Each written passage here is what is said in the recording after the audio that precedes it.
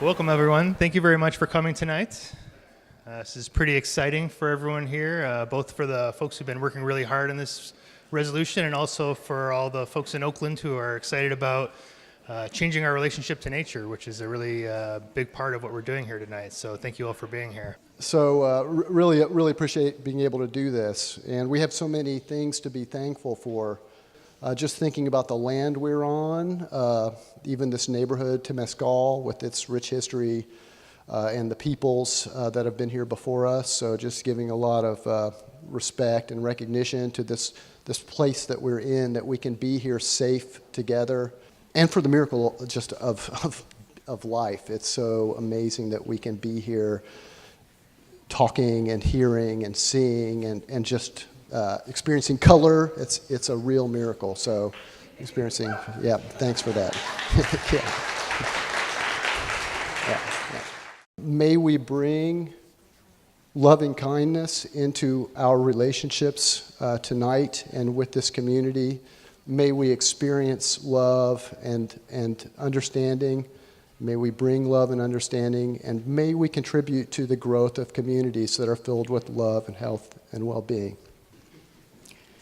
Decriminalizing movements outside of Oakland can run any way they want.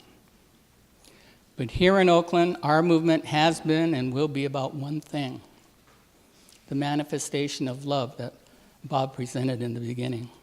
The war on drugs has always been based on politics and never on science.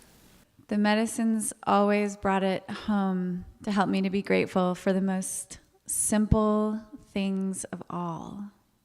About 5 years ago, the love of my life came to me and said, I had a heroin relapse. And we'd been together 6 years at that point, not disposable, and I was just shocked, just floored. We walked into Iboga and he was cranky. He was really, really hating life in that moment. Or it was difficult, it was dark. And I could barely recognize him, the man I met 6 years before. And in 24 hours, I saw him again. I saw his soul in his eyes. Once Iboga was introduced into my life, it was like unplugging from the matrix and, waking up, rebirth. And within 24 hours, shedding a whole skin, a darkness, and waking up out of that darkness and then coming into life. The most important thing when it comes to these visions is that it's what you're going to do with it. Are you going to listen? Are you going to listen to the truth? And then what are you going to do after these visions? You got to listen to them. And through a lot of work, exercise, fitness, yoga, cannabis, I achieved a certain level of healing. Since then, I've been exposed to psilocybin mushrooms, and they've really just fortified my spirituality, fortified my inner resource. And I've begun sharing these experiences with veterans, because Marines don't leave troops behind. It's just really interesting to find how do we translate our language and also make that accessible to people when we're speaking about terms. Like, how do we cross-pollinate and communicate with each other to actually support each other and lift each other up in whatever gifts that we have to share with each other? How do we talk to these people who are in charge of the government? Start asking yourself, what do they need to hear from us to change this vibration from paranoia to something that works for all of us? At the threshold of dying in every single lifetime, this is the culmination of a unique and special life.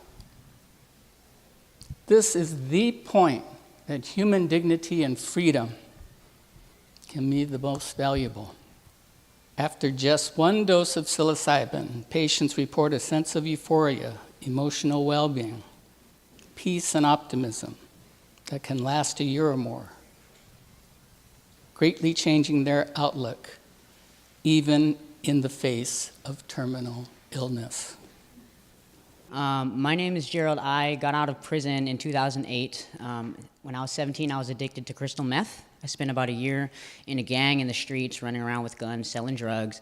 When I was 18, I got incarcerated for the third time, and they actually sent me to prison for 2 years. So while I was in prison, I fell in love with exercise, and I started turning my life around using the power of exercise. And it was at my fitness job that I ran into a trainer that invited me to my first ayahuasca session.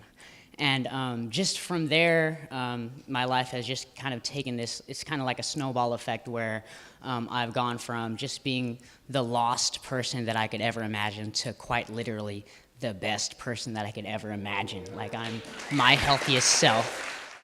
The power of choice, whether it's showing up here tonight, whether it's showing up in ceremony, whether it's showing up in social activism, don't underestimate it. So I hope that going forward, we continue to make the choice to show up, to stay active, to stay engaged, to align intention with our actions, and to understand that in healing ourselves, we help others to heal. If prescriptions, if wealth, if religion, if self-help books, if more and more technology were helping the masses get closer to oneness, why is there so much pain and suffering?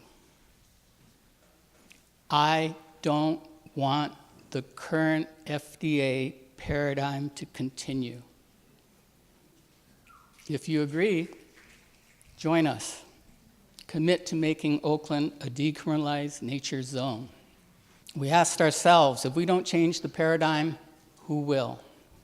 In this current national darkness, what better place to light the torch of truth than right here, right now, in Oakland?